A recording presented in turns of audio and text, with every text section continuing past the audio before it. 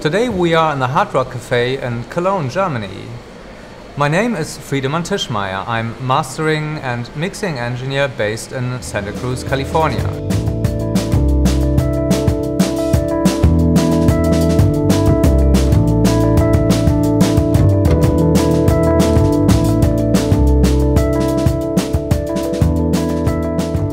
Dynamic is one of the most important artistic expression tools of the musician. What happens to the dynamic in the contemporary music? During the past 20 years, the dynamic range of the music reduced gradually to almost nothing.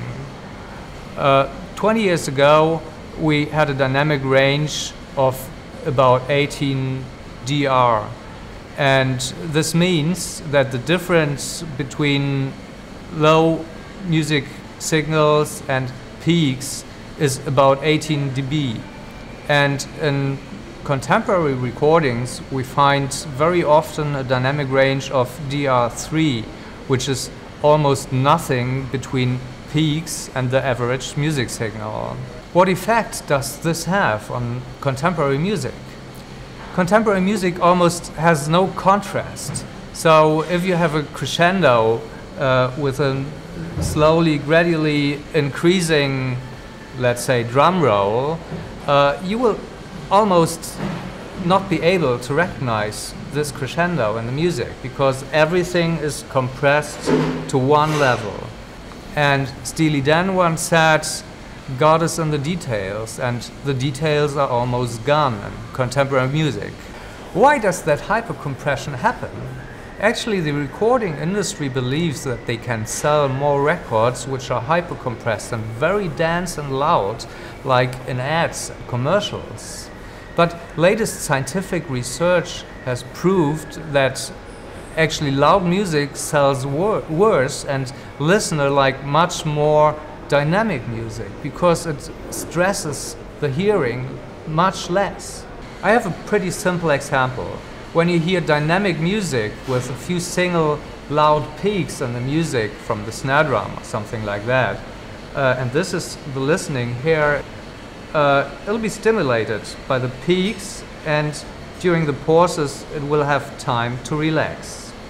And when we have hypercompressed music, it's continuously very loud and continuously stimulated, and therefore you have a far higher risk of hearing impairment because of no time for relaxation of the hearing hairs. And the problem is, once a hearing hair is damaged, there's no possibility for recreation, and therefore we have a very high risk of hearing impairment with hypercompressed music. It's not about the total level, not about the sound pressure level, it's about the hypercompression.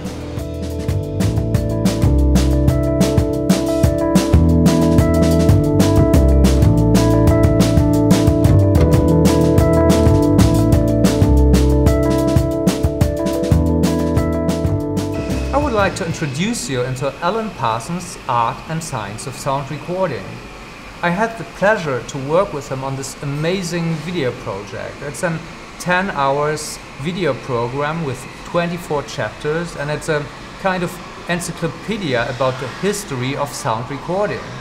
You will find a lot of information about studio acoustics, mixing, and even all kinds of recording like guitar recording, vocals, bass, drum recording, with an amazing number of very well-known artists, producers and mixing engineers.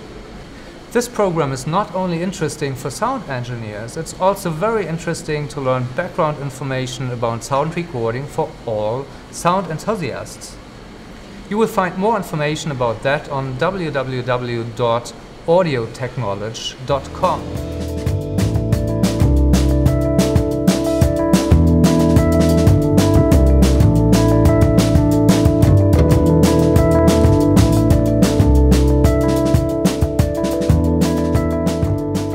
Finally, I will tell you something about headphone use in professional studios.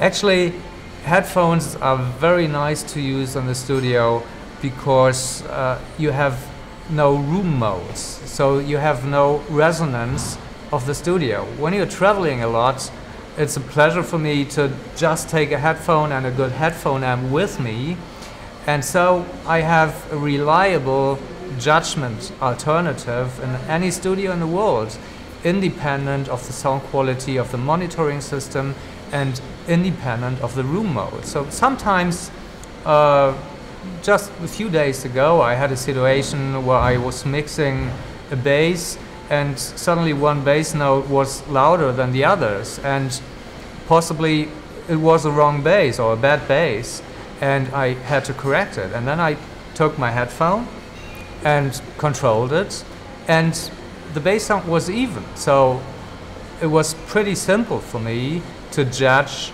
that the room acoustics in this case is wrong and the headphone signal is reliable, because the headphone doesn't interact with the room. So there are many cases in the studio where you can use headphones. Other cases are when you make editing of voiceovers and stuff like that. You get a very clear, distinct feel about background noises and everything. And actually, for judgment of the bass spectrum, nothing is more reliable than a very good set of headphone with a good headphone amplifier.